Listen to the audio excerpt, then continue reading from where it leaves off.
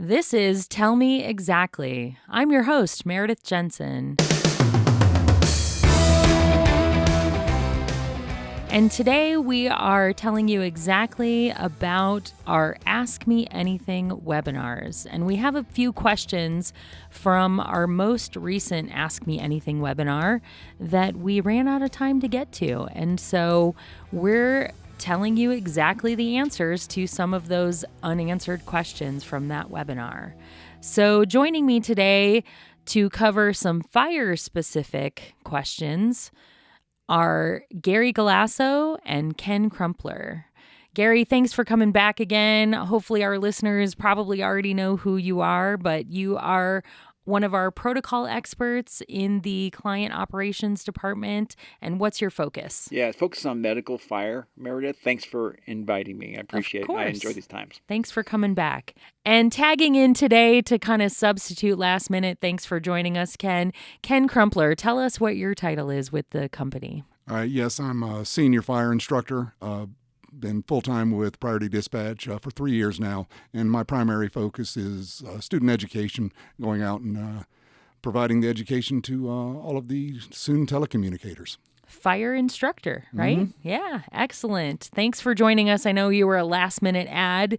We needed to have another expert in here for these fire questions. I'm certainly happy to be here. So for those of you that are wondering what Ask Me Anything is all about, that is an initiative that our Protocol Experts division created and kicked off earlier this year and a little bit last year. We've now done 3 Ask Me Anything webinars, and our goal and focus with those Ask Me Anything webinars is kind of just like the title, right? We bring in a panel of our protocol experts in all areas: police, fire, medical, quality assurance, software, and you guys get to ask us literally anything. So you bring your questions. We have these hour-long webinars. If you haven't attended one yet, be sure to watch for that invite. We will be doing another one in early 2026. The date is still TBD, but we will definitely blast that out to all of our users. And so bring those questions about literally anything to us. So again, we ran out of time on our last Ask Me Anything, had a few questions that we really thought our listeners would benefit from hearing the answers. So that's what we're here to do today. Okay, so let's start with our first question from the Ask Me Anything webinar. My agency is having a problem with unintentionally using the parenthetical clarifier for, and the scripted question is, are there people or animals trapped inside the building? And then in parentheses is the word other. So is this a widespread issue you've seen with other agencies, Gary? And please talk about what that inserted word with the parentheses is all about. Yeah, that's a confusing one for Q, and certainly teaching the course it is as well. You know, we really hit it hard on our students when we think of parenthetical word following a question.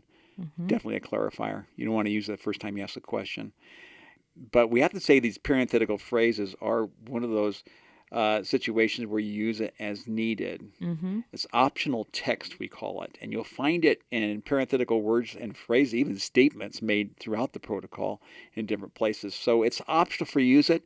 You should not be held to a standard that you always have to say it or never have to say it. Work it out with your Q when it is appropriate or not, so you get some ideas of when to use it, when not to use it.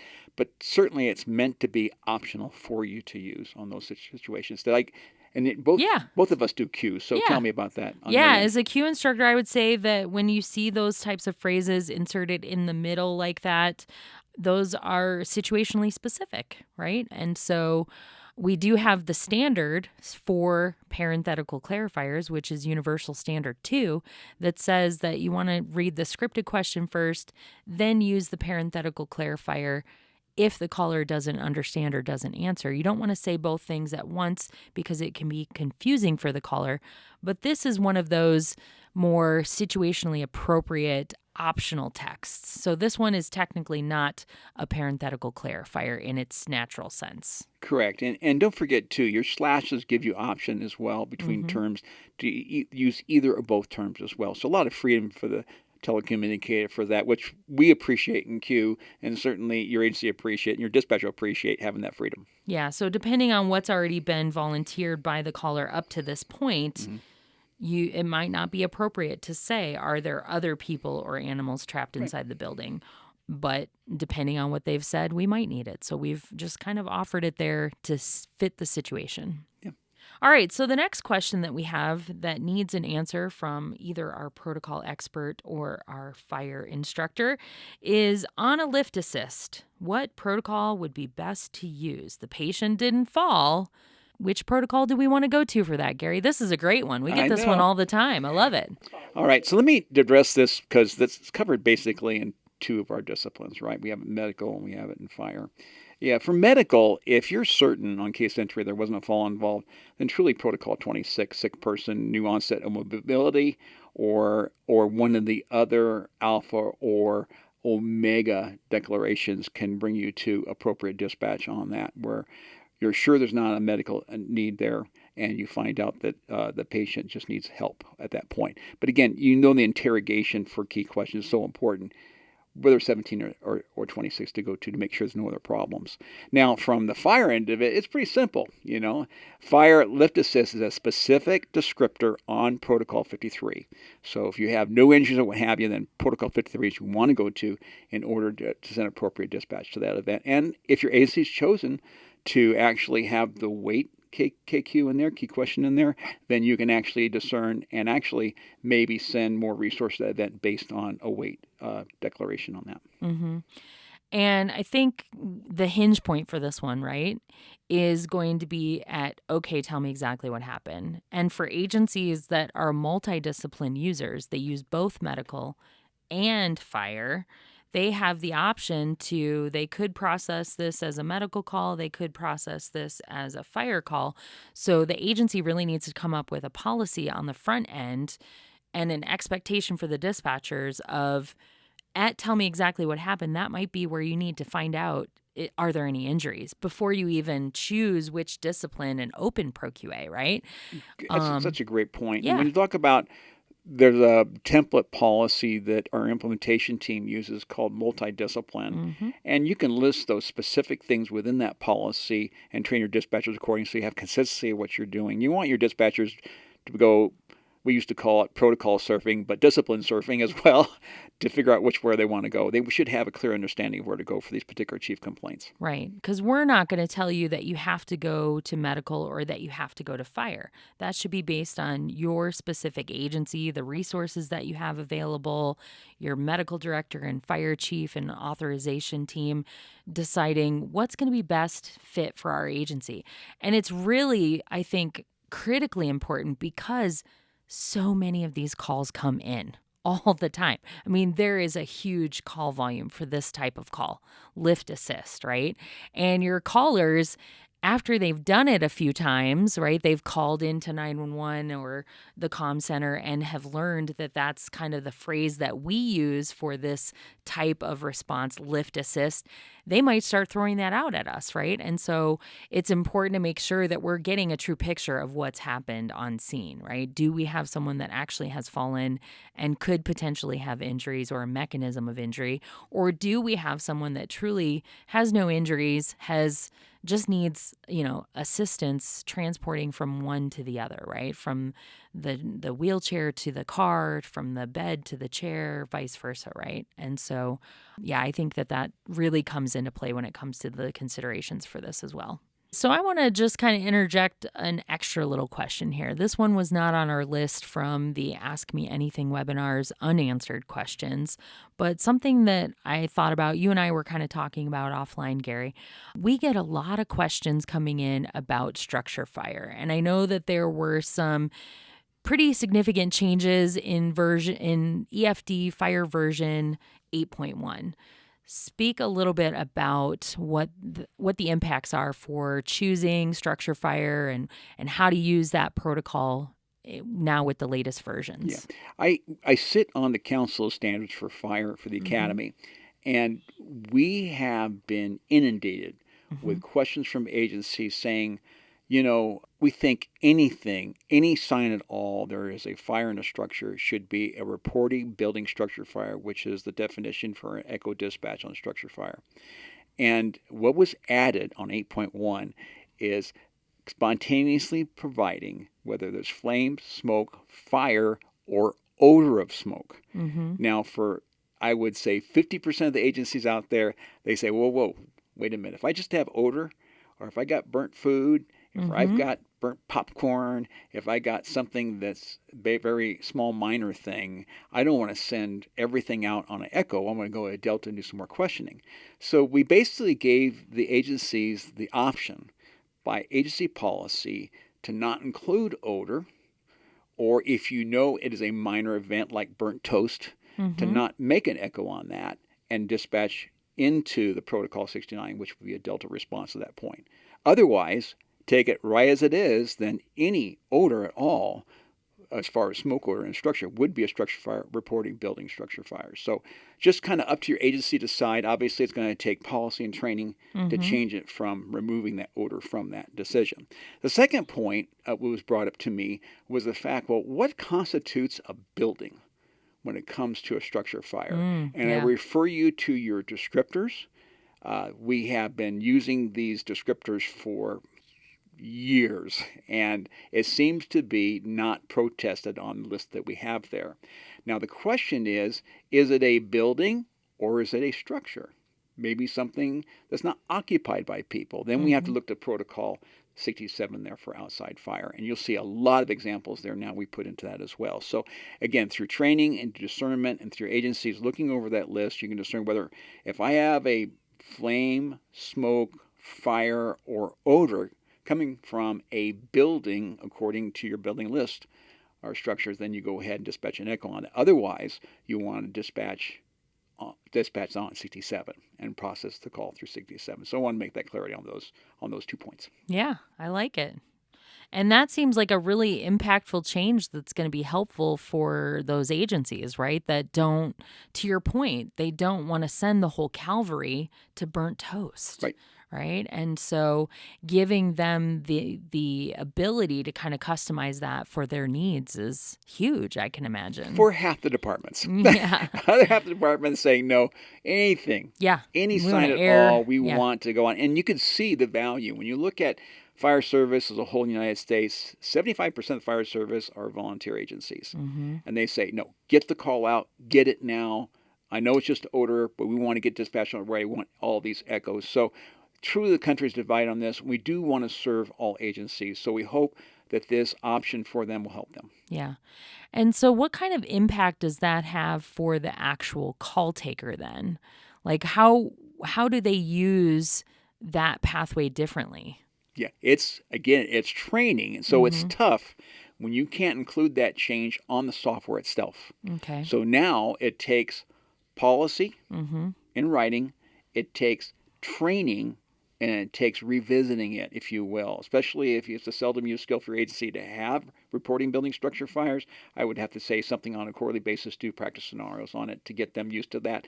And I love cheat sheets on the workstation, so whatever it takes to add that reminder to them, that would be helpful. Sure. Okay. I like it.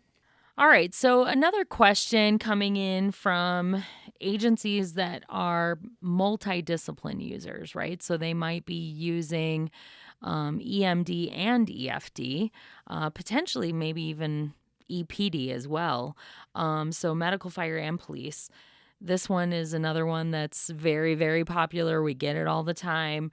Which is the best way to go when the caller is reporting a traffic accident? Well, it really all depends on the local agency and their response capabilities, capacities, equipment, whatever they happen to have. But I'll tell you about fire. All right. Because the key questions there and the definitions available to you in additional information are far more specific to include, what type of vehicle is on fire. Whether it's just a regular automobile, it could be some sort of heavy equipment truck, could be some off-road, anything like that. And I do believe it's better addressed there in the 77 for the fire discipline.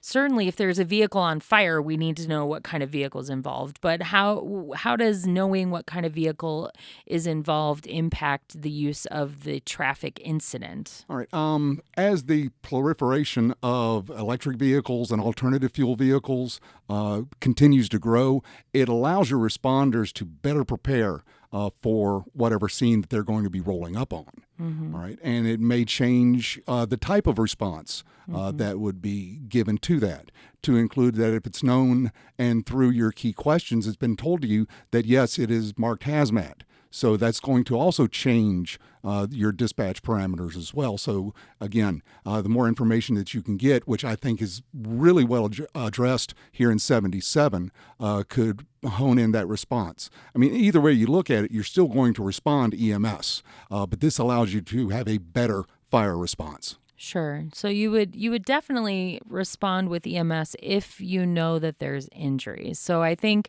I know we might be sounding like a broken record at this point, right? Because we've said it so many times. The importance of getting a clear picture from tell me exactly what happened, right? And that's where if all they've said to you is that two cars smashed into each other at the middle of an intersection, I think it's critically important for us to maybe ask some follow-up questions, some clarifiers, because we need to determine which way we're even going to go, right? Oh, yeah, absolutely. And with 77, it offers the echo response that if it is told to you during case entry that there is a motor vehicle crash with fire and persons trapped, you can go ahead and dispatch that echo then. Yeah. And get that response faster. Yeah, so if they're telling us that there's, two vehicles smashed into each other and one of them is on fire, that seems like a no-brainer. You know, we hear the word fire, we're going to go to fire protocol. But a lot of times the, injury thing is what determines if we're ruling out medical, right? Because that's, if there's injured people, then we want to address them and things like that. But fire, we're definitely going to go there for anything involving hazmat, like you said, too, right? Right. Oh, absolutely. And also, if there is an entrapment with the person, that you still have to be able to extricate the person out of whatever hazard that they're in before we can provide the treatment. Mm-hmm. So, again, I think it's another angle to look at that. Mm-hmm. Now, we did do kind of a straw poll at best, I think, it. a number of years ago with agencies that had more than one discipline. And there was no consistency on which discipline they picked. Some showed medical, some said police. I'm obviously with Ken on this. I think you're going to get most appropriate resources going to 77. With that in mind, though, when we look at all the vehicle collisions, the question is, well, what does police do? Well, the first thing they discern is, are there injuries? Mm-hmm. If there are no injuries, then it's a whole different ballgame. Yep. So you can see the value of somebody going to police, if you will. If I have a non-injury accident, I can handle it. The fire doesn't need to respond. We don't have to oversend on this event as well.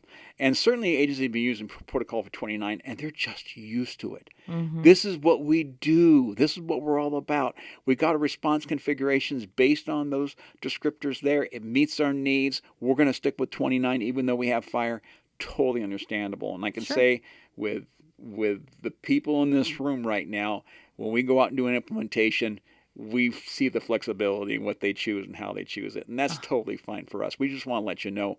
And again, I'm with Ken. I'll always try to self-fire because I think it really meets the need. I hope you get a chance to take a look at it and see if it works for you. Right. And I think it's important for agencies to understand, too, that it doesn't really matter which discipline of ProQA your call takers or dispatchers have used. You still get to determine what kind of wheels on the ground go to that call, regardless of which discipline of ProQA was opened, right? You build all of that in the background with those response configurations that are connected to your CAD. So if you want to send a fire engine to a medical ProQA processed call, that's your prerogative. You absolutely can do that, right? Or if you want to send police officers or send all three. Yeah. I've seen this done in dozens of different ways, right? I mean, I've even had personal working experience with an agency that had to ask 3 questions before they even opened any disciplines of ProQA when they were describing 2 cars smashed into each other. Are there any injuries? Were there any airbags? And if it's a no to both of those, then we're going to find out about damage to the vehicles, because if it's minor damage, we might not be sending anyone at all. We might be referring them to an online reporting system. Ken mentioned before we got on the air here about an agency that uses either or. Could you talk about that a little bit, Ken? Oh, yeah. Taught at a location where they had been a long time medical user and were bringing in fire as relatively new. And they would make that decision based on, again, as Meridith mentioned earlier, injury reports or damage or the type of vehicle that was involved. Yeah. So, again, it's ultimately an agency decision based on past and present capabilities of response and with input from the responder community themselves. Yeah, and I think the issue always is, if it's not written coming up in Pro QA and it's a difference, sure you have policy, sure you have training or whatever, but it's challenging for dispatchers to recall a policy versus seeing what's in front of them on their screen. Correct. So to choose whether trauma-based or rescue extrication based on that is going to have to be recalled by the dispatcher. So a lot of help for them, a lot of training for them, a lot of cheat sheets for them, if you will, to remind them how to keep on track for the purposes of doing it correctly, but certainly purposes for reflective cue feedback. So you're seeing consistent with your agency's selection on that. Yeah, absolutely. All right, so I think that's all we have today for our fire-specific discipline questions that came from our Ask Me Anything webinar. Again, be sure to be on the lookout for the invite from us for the next Ask Me Anything webinar brought to you by our protocol expert team. Gary and I are both a part of that division, and we absolutely love doing those events, don't you, Gary? Do. Those Yes, are really we do. fun because we literally never know what's going to come at us, right? We are sitting there in our panel, and we don't know what kind of questions are going to come in until you ask them. And so those are fun. I really enjoy doing them. And we're so appreciative of the fact that we can serve you even more. Yes. By sites taking a certification course or something like that, we actually got opportunity to interchange with you after you've implemented and address your concerns. This is so valuable for us. And we even have some PFCs coming out of this, proposal for changes and things like that, from the things that you ask about. So thank you for listening to this. Thank you for being a part. Thank you for allowing us into your time to allow us to address these things. It's really an honor for us to serve you in this way. Yeah. Ken, thanks for joining us today. Again, I know you were kind of a last-minute ad, but you did great, and we'll thank you love so to much. have you back. Absolutely my pleasure to be here, and appreciate Gary. Had a long-time relationship with him, and for him to invite me in is a great honor. So again, happy to be here, and don't hesitate to reach out to me if I can be of assistance in any other way. Yeah, we'll have you back again. We'll have to think of another good one. All right, well, thanks so much, and that's it for today. Thanks for tuning in. If you enjoyed the show, give us a 5-star rating wherever you get your podcasts. Be sure to let us know what you liked, and subscribe and follow us on Instagram and Facebook. Look for @TellMeExactly to get the latest on all things emergency communications. Tell Me Exactly is a Priority Dispatch Corporation podcast developed by our team of protocol experts and hosted by me, Meridith Jensen, with Cody Ekman as producer, Reading Roberts as sound engineer, Scott Robinson and Jason Barber as executive producers.